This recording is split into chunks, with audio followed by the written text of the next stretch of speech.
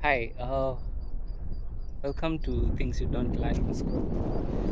So, today we shall be unpacking the psychological terms and silent behaviors that show up in relationships. Behaviors that often surprise, confuse, or challenge the authority of man in relationship. And this isn't about blaming our female counterparts, but it's about exposing patterns that operate subconsciously so that both men and women are aware when manipulation takes place. So, I don't know if you've ever been called a narcissist in the relationship, you've ever been called stingy, you've been told that you're quite entitled and all that. So, those are some of the things that we're going to look at, like how they are packaged to sound abusive. And today we shall be focusing on the man. So let's take, for instance, cognitive dissonance. And in my little research, this is what I discovered that cognitive dissonance happens when actions contradict beliefs. And this is when we say somebody has duplicity of character, whereby they tell you one thing while they do the other. I know in manosphere spaces, they've been telling men, do not listen to what she says, but check what she does.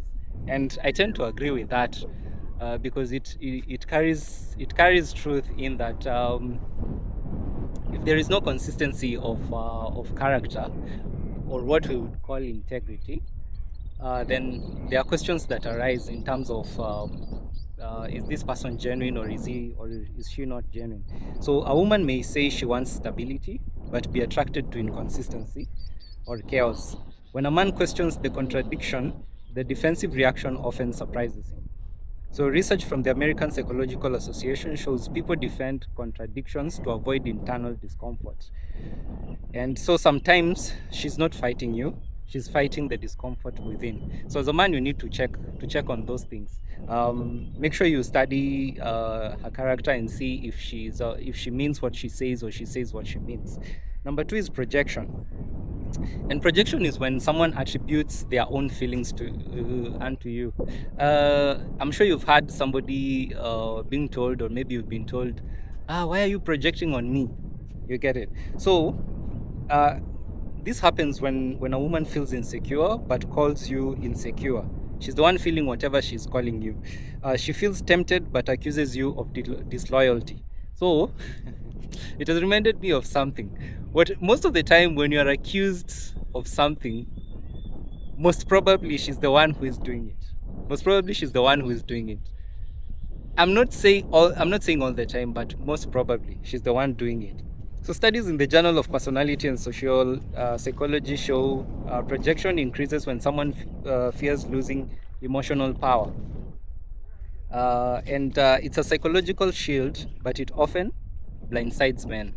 So as a man, you need to check out for that, for projection. And this calls for you to understand what projection is.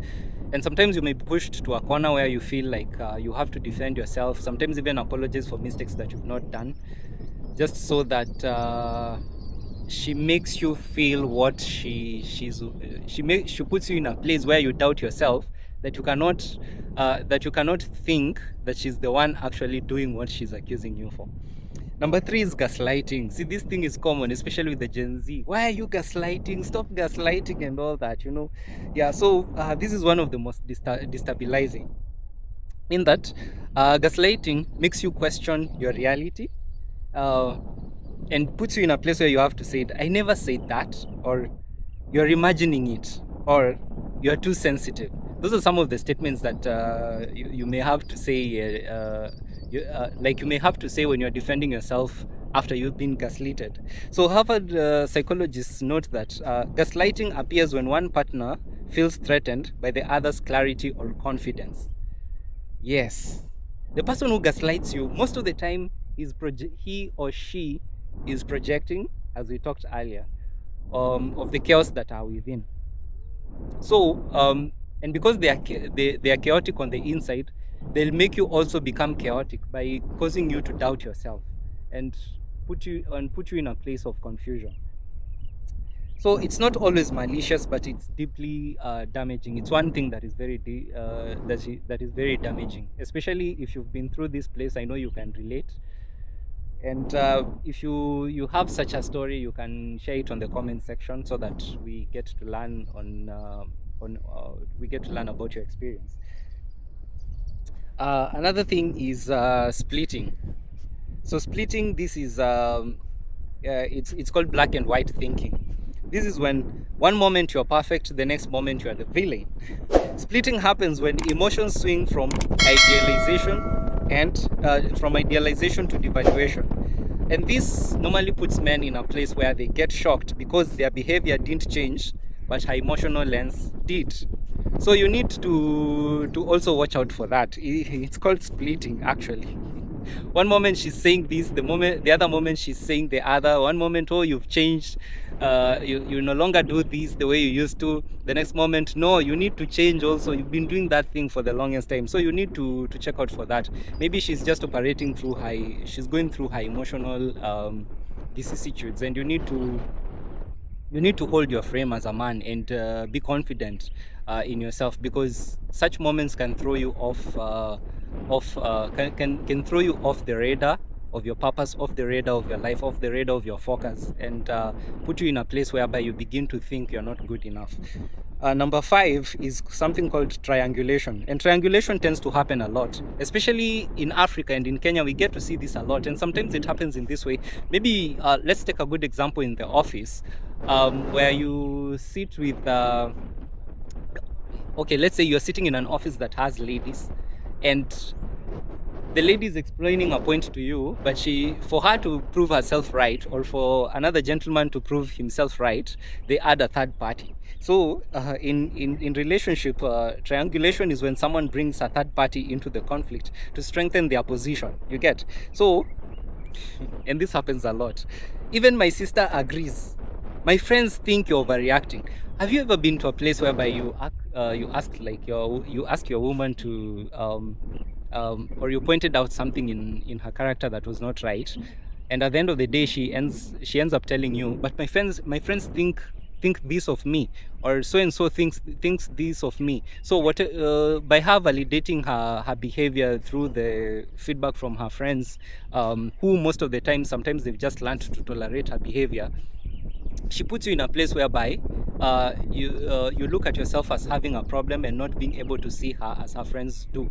But I'm telling you, if you've seen something that is different in her character that is not good, please share feedback. If she puts you in a place whereby you look wrong and all that, take a break and be able to walk away, so that you're not tossed into a place of confusion, because that behavior could be toxic.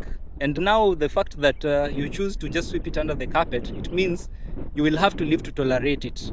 And toxicity doesn't go down, it increases. The 6th thing is learned helplessness. This one is subtle. And this is or rather it portrays itself in this way: that failing on purpose or exaggerating inability to push all responsibility onto the man. I'll repeat that: failing on purpose or exaggerating inability so that to push all responsibility onto the man. Like, for instance, you can ask her a question, like, let's say, for instance, where are you going with your life? And she doesn't have an answer for that. Then she pushes it back and tell me where you're going with your life first, then I will tell you, man. That is learned helplessness. And it may portray itself also in this way, whereby she tells you that I can't make decisions, or I don't understand finances. When you bring matters to do with finances on the line, it also portrays itself as you just handle everything, and she wants to take a back step. And most of the time, when she leaves all the decisions to you, she will become the critic of those decisions and and begin to bring up things like, you didn't do this, you didn't do the other, while already as a man you had already asked her, like, can we look into the finances, or help me in budgeting for this and the other. Then she tells you, I'm not good with finances. Then when you go ahead and make the decision, because all power has been vested on you, you get criticized because you didn't make the decisions the way she wanted. You get it? So Dr. Martin Seligman's research shows people sometimes underperform to avoid accountability. You get? But it overwhelms men and strips them of partnership support. Yeah? You walk into a relationship, she calls you a partner, or you call each other partners, and that means partners means that you all have equal stakes in regards to decisions of the home. Although the word partner, most of the time, I know the origin of the word partner was used so that to make it accommodative for the same-sex marriages and all that, but we adopted that term on heterosexual relationships, and it has now caused a challenge because we are now viewing each other from the table of equality. And I know, yes, we are all equal, but we are different. We're built differently, and we handle responsibilities differently. And a home cannot be chaired by two heads. One has to submit for the other to lead. Those are stories for other time. Number 7 is reinforcement and withdrawal. Reinforcement and withdrawal. This is silent shaping behavior. This is silent, or rather, this is silent behavior shaping. Affection is offered when the man complies, withdrawn when he stands firm. I'm telling you, this is so common, and I'm sure most married men, you can relate with this point. Whereby sometimes you get home, because I interact with a lot of married men, you find that you get home, the wife is sulky, and if you ask her what is the issue, she just remains sulky. So as a man, this throws you off radar, in that you begin to ask yourself, what didn't I do, or what should I do to win her affection? So someone may decide to go out for shopping and buy her the things that she likes, or decide maybe to become what she's always wanted you to become. And that's one thing that will always be manipulated as a man if you don't learn of this behavior, because you'll always have to put yourself in a place where you have to perform for her. And when you continuously do that, you'll continually go down the path of manipulation and abuse. And once you go down that path, there's no coming back. I'm telling you, there's no coming back. And the only way out will, if you both of you cannot seek counseling and talk about it, and especially the partner who is practicing reinforcement and withdrawal does not get to a place of acknowledging that indeed this is a problem that I need to deal with and take necessary measures to correct it, you will have to walk away from that, because I can tell you it's very manipulative. It's very manipulative. It's better to deal with a woman who, even if she's not good at expressing herself, but she tells you, by the way, babe, I'm like this and this, or I feel this way and this way. That is better to work with than somebody who is just sulky and quiet. And a friend of mine who was married told me about this, that for him, in his case, you'd find that the wife would pile up a lot of mistakes that he has done, and he would keep quiet. And mark you, at the time when those mistakes occurred, he was able to recognize it and apologize to the lady. But the lady now decides to, the lady decided that the apology was not an apology enough.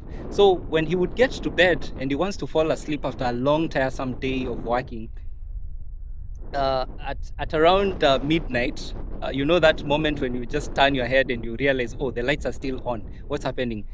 Turning on this other side, she sees the wife seated on the bed, and then ask her, why are you not sleeping? And she's like, do you think everything is okay? Do you think everything is okay? You remember this day you did this and the other and the other and the other? And the guy is like, oh, but we talked about it and I apologized. No, that was not an apology enough. You know, I don't feel loved. I don't. You get that. That's quite draining. It's very draining. So number 8 is shifting the goalposts. Oh my goodness, shifting the goalposts, Mr. Man. You'll have. We call this the rat race of relationship. We call this the rat race of relationship. And here is whereby you're being told you improve. You're being told you need to improve. You need to grow. You need to communicate. You need to provide more. You're communicating, but you're not communicating enough. But I'm not against improvement and all that, but when this happens, in that to put a man in a place whereby he has to gain approval, in order he has to gain your approval by becoming better, then that's where the problem comes in, because people need to be motivated by themselves and push themselves to be the best of themselves, not because you are making them become the best, because you cannot define anybody's destiny. You get? So you as a man, you work, you improve, you grow, you communicate, you provide, but the standards keep changing. And most of the time you'll be compared, and I know this happens a lot, especially in relationships, whereby you're told, you see, so and so's husband did this and this for them, or look at that family, they're doing this and the other, and now you're being told, na sisi bado tuko hapa, or we are still here, we are not being like them. Mr. Man, run the rest of your family. And if it puts you in a place whereby you have to kill yourself, then you need to think about it, and really think about it. So you'll be told that you never arrive because the target keeps moving. And this happens when people fear losing control or authority. And yeah, I agree with that, because actually this is a means of control, and to put you in a place whereby she can have full authority and full control over your mind, over your thinking, and over your life. So actually the problem is not with you, but the problem is the person who keeps shifting the goals. Number 9 is emotional reasoning. Emotion becomes evidence, and you'll be told like this: I feel unloved, so you don't love me. Or I feel ignored, so you are ignoring me. You get? So men, one thing with men is that we argue with logic, and emotional reasoning argues with feelings. You get? So men use logic, women use emotions when they're arguing, and you can't win a logical debate with emotional evidence. So this is where relationships become a bit tricky, because trying to understand logic and emotion, wow, it's like trying to learn Arabic. I say it because I find Arabic to be quite difficult. It's very interesting, but it's quite difficult to learn it. Or trying to learn Mandarin.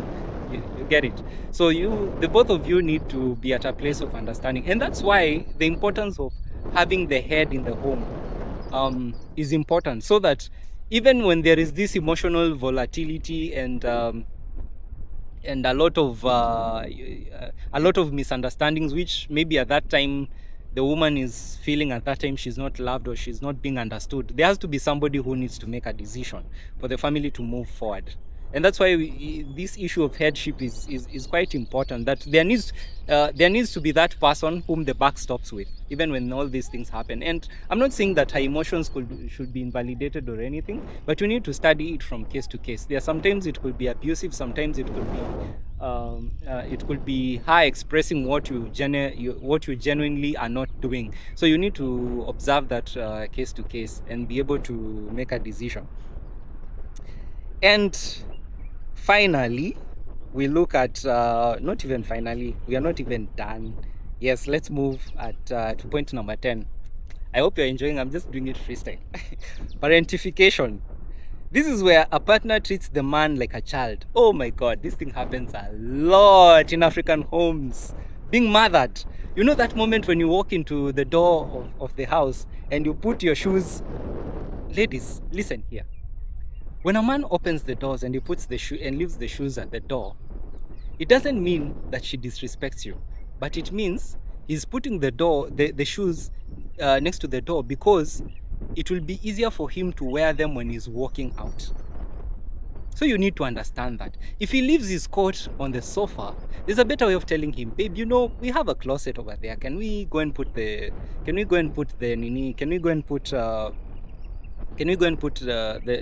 coat in the closet instead of leaving it on the sofa? That can be an issue of respect. It's an issue of understanding the way men reason.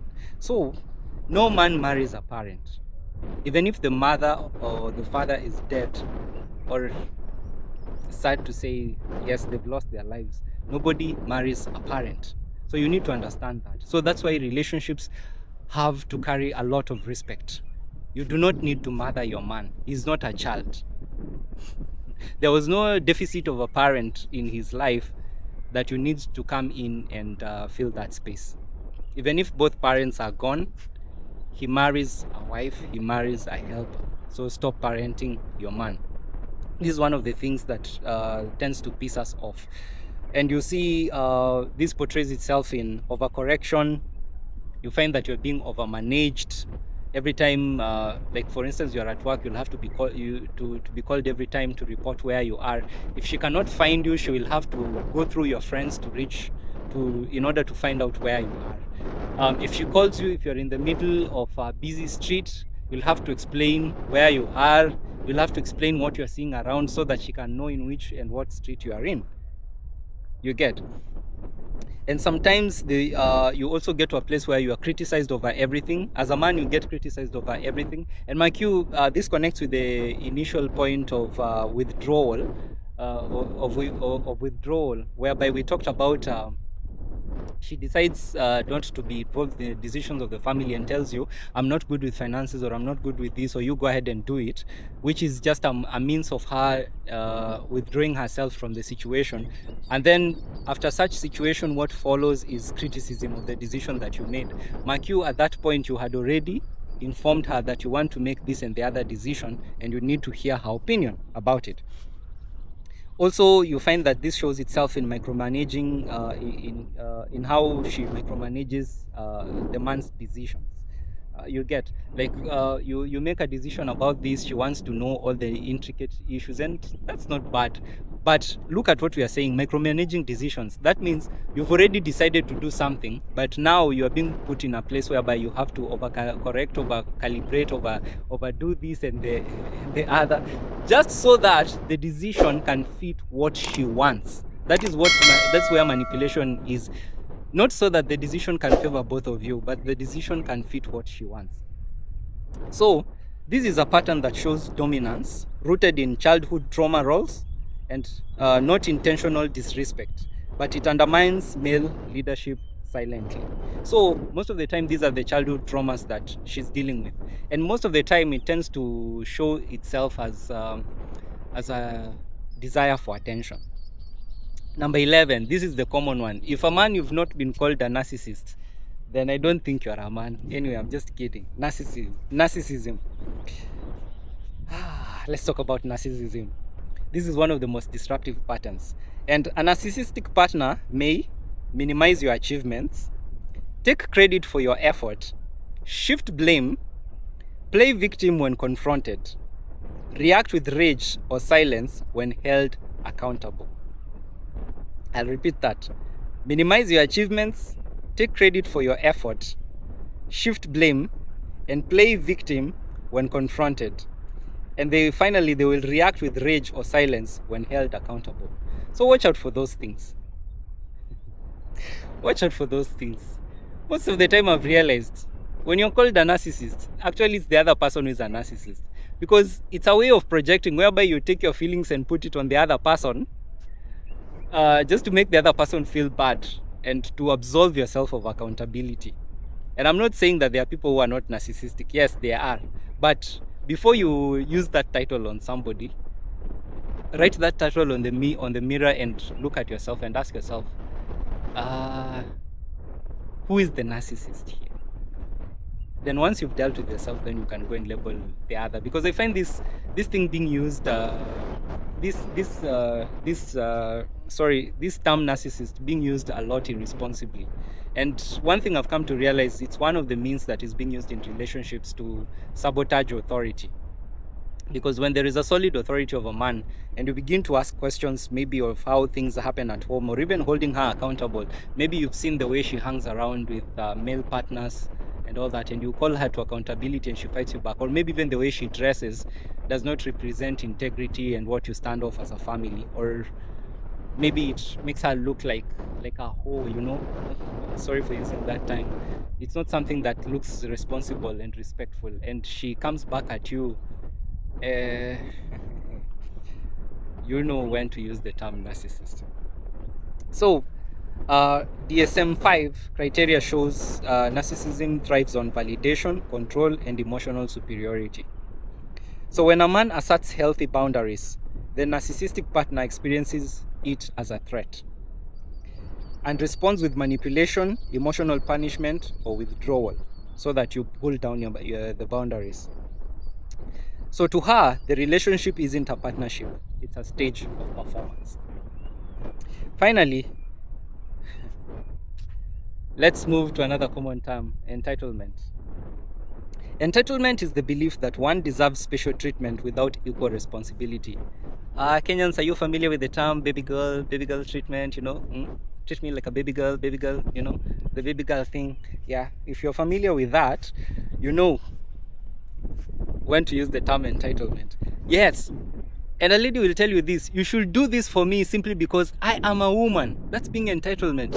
And ladies, I want to tell you something that I normally tell my friends. Nobody owes you anything. The world owes you nothing. You owe yourself everything. So work hard, build yourself, and do for yourself the things that you want others to do for you. And being a Christian, one of the words that Jesus left us with is, do unto others as you'd like them to do unto you. So the first person that you should treat well should be yourself. Then you can extend it to others. He also taught that love your neighbor as you love yourself. So you love yourself first well, the way you would want to love your neighbor. You get? So you can't use terms like you should do this for me and the other because I'm a woman, because I'm the baby girl, I'm whatever. First of all, if you refer yourself to a baby girl, then you need to go back to your father. Your husband is not your father. Let that sink in. Let that sink in. You get it? So in relationships, entitlement sounds like you should provide everything. I'm allowed to feel however I want. You must adjust. You get? It comes with rigidity. Another way it portrays itself is in a statement like, I deserve loyalty, but I don't owe you the same. I'm sure you've heard those terms, especially with the modern women. So research from the Journal of Social Psychology links entitlement to low empathy, higher manipulation, poor conflict skills, and unrealistic expectations. And most of the time it comes from unrealistic expectations. So entitlement demands male leadership but refuses female accountability, creating an emotional imbalance that destroys respect. Where there is no accountability, respect cannot thrive. I hope you guys are enjoying the view around of the River Congo. I'm sorry, I loved this mangrove tree behind me here, and I just don't feel like moving away from it. But anyway, for your sake, I'm just gonna share nature with you. You get it? So in closing, you need to check that these patterns often operate subconsciously. They're not always intentional attacks, but they destabilize masculine clarity, authority, and emotional balance. And when a man loses clarity, the relationship loses direction. By the way, ladies, don't ever put your man in a place whereby his clarity is blocked or he loses sense of direction, because that relationship will crash. I'm telling you, that relationship will crash. Men are very easy beings, and I'm not saying this to justify and to support abusive men and all that, but men are easy. He just needs peace. Just if you can give a man peace of mind, I'm telling you, 80% of the problems in the relationships will be solved. Even in marriage, I know there are married women who are going to watch this. Just give him peace. Stop being quarrelsome and whatever. Appreciate even the little efforts that he's doing and whatever. And anything that you don't like, approach him respectfully and maturely, and have a sit down and discuss about that. If things get worse, then maybe you can involve another third person. And I know somebody may tell you, you don't need to involve the third person, but there's a principle that I like that is in the Bible in Matthew chapter 18, where he talks about a person who has been confronted about an issue and chooses not to change. Then you bring a second person and chooses not to change. Then you bring the elders of the church to talk to him. And finally, if he doesn't change, then you can release that person, and that means walking away. So you as a man, you need to understand these behaviors, and to know that once you understand these behaviors, then you'll be able to grow as a person and be able to see when you're being manipulated. So for men, the solution that I will give you for men is that set boundaries without fear. Don't debate emotions, acknowledge, then redirect. Stay calm when projection or narcissistic defenses appear, and use clarity, not over-explaining, and protect your mental space as a man. And for women, I'd advise you that you build emotional regulation, recognize trauma, driven reactions, because your husband is not, it's not his responsibility to deal with your traumas. You deal with your traumas. Stop using emotional strategies for control. At the end of the day, it will always lead to a dead end. And take shared responsibility. um, Two, I'd say this because I'm a Christian, that the Bible says that in Ecclesiastics that two are better than one, because when one is down, you can lift the other up. So both of you come together to help each other. That's why you're called a helper. And I know you would say, but mine is just to bear children and all that. No, yes, you have the responsibility of bearing children, but it's the responsibility of both of you to parent the children. It's the responsibility of you to take care of each other, even during the period of pregnancy and all that, and to build wealth together. Because to God, you are not partners. You are one. You're one. You're actually one. So when accountability will be asked, it will be asked of both of you. So healthy relationships require equal accountability and mutual respect. Don't forget that.